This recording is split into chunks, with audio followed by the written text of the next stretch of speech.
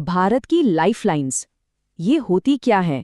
आज हम बात करेंगे उन विशाल ट्रांसपोर्ट और कम्युनिकेशन नेटवर्क्स की जो असल में इस देश को चलाते हैं।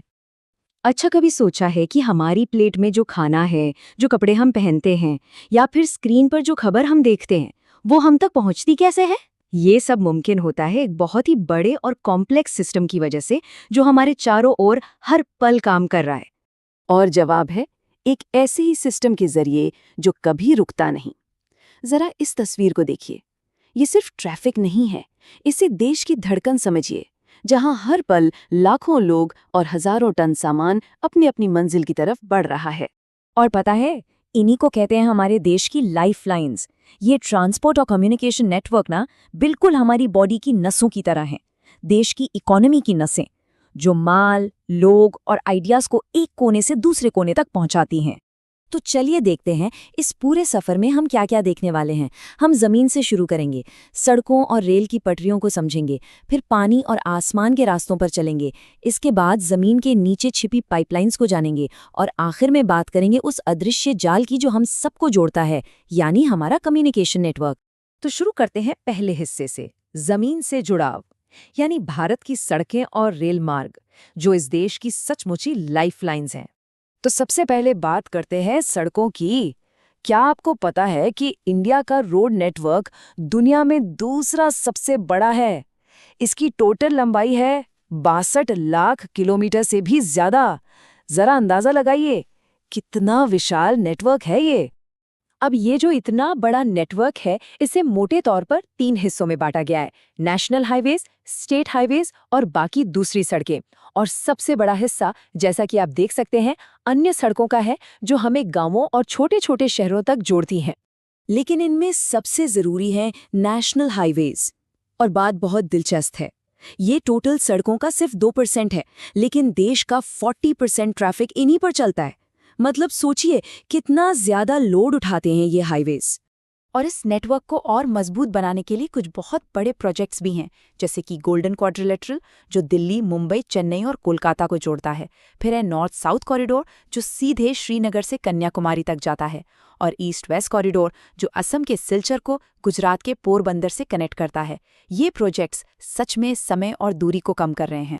अच्छा, सड़कों की बात तो हो गई, अब आते हैं भारतीय रेलवे पर। रेलवे सिर्फ एक ट्रांसपोर्ट का तरीका नहीं है, ये देश को एक साथ जोड़ने का एक सिंबल है। खुद महात्मा गांधी ने कहा था कि रेलवे ने अलग अलग कल्चर के लोगों को एक साथ लाकर भारत की आज़ादी की लड़ाई में मदद की। और भारतीय रेलवे की कहानी भी बड़ी कमाल की है। सोचिए, 1853 में बॉम्बे से ठाणे के बीच सिर्फ 34 किलोमीटर की पहली ट्रेन चली थी। और आज ये दुनिया के सबसे बड़े रेल नेटवर्क्स में से एक है, जो देश के कोने कोने तक फैला है। और अगर मॉडर्न इंजीनियरिंग का कोई कमाल देखना है तो वो है कोंकण रेलवे। वेस्टर्न घाट के मुश्किल पहाड़ों को चीरते हुए ये 760 किलोमीटर लंबा ट्रैक 146 नदियों, 2000 से ज्यादा पुलों और 91 सुरंगों से होकर गुजरता है। सच में एक इंजीनियरिंग मार्वल है ये। और जब बात आती है दुनिया के सबसे मुश्किल इलाकों में सड़क बनाने की, तो नाम आता है बॉर्डर रोड्स ऑर्गेनाइजेशन, यानी BRO का। ये बर्फीले पहाड़ों को काटकर उन जगहों तक सड़कें पहुंचाते हैं जहां पहुंचना नामुमकिन सा लगता है। ये सड़कें सिर्फ डेवलपमेंट के लिए नहीं, बल्कि देश की सुरक्षा के लिए भी बहुत ज्यादा जरूरी हैं। चलिए, अब जमीन से आगे बढ़ते हैं और चलते हैं पानी और हवा के सफर पर। ये वो जगह है जहां ट्रांसपोर्ट के सबसे पुराने और सबसे नए तरीके एक साथ मिलते हैं।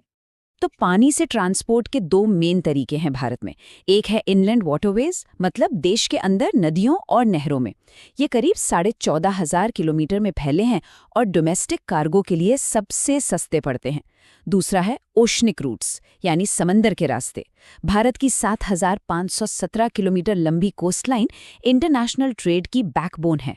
हमारा 95% विदेशी व्यापार इसी से होता है। और पता है, आज भी देश के कई हिस्सों में, खासकर नॉर्थ ईस्ट में, नदियां ही सड़कें हैं। वहां रिवर ट्रांसपोर्ट सिर्फ एक ऑप्शन नहीं, बल्कि लाखों लोगों के लिए एक जरूरी लाइफलाइन है, जो उन्हें बाकी दुनिया से कनेक्ट करती है।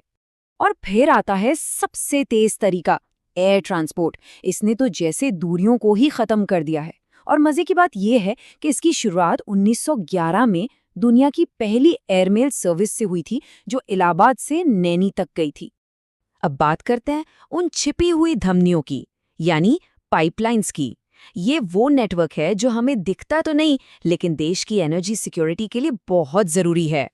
पाइपलाइन के जरिए गैस, तेल और यहाँ तक कि स्लरी फॉर्म में सॉलिड्स को भी लंबी दूरी तक भेजना बहुत आसान और एफिशिएंट हो जाता है। और भारत अपने गैस ग्रिड को लगातार बढ़ा रहा है, जिसे 34,000 किलोमीटर से भी ज्यादा लंबा करने का प्लान है। तो चलिए अब बात करते हैं कम्युनिकेशन वेब की।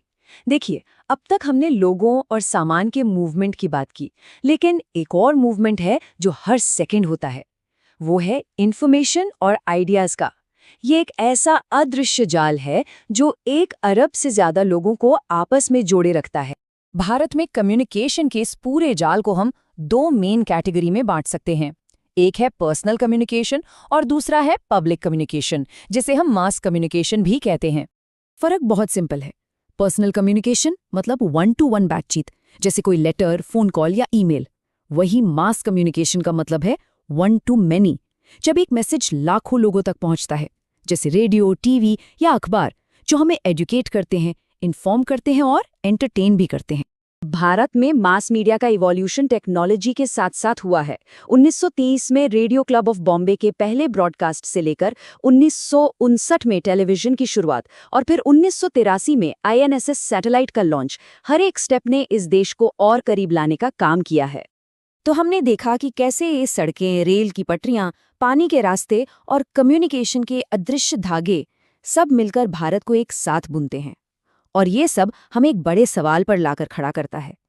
जैसे जैसे ये फिजिकल और डिजिटल नेटवर्क और घने और तेज होते जाएंगे, ये अगले 10 सालों में भारत के इकोनॉमिक और सोशल फैब्रिक को, मतलब हमारे समाज और अर्थव्यवस्था को कैसे बदलेंगे, ये सोचने वाली बात।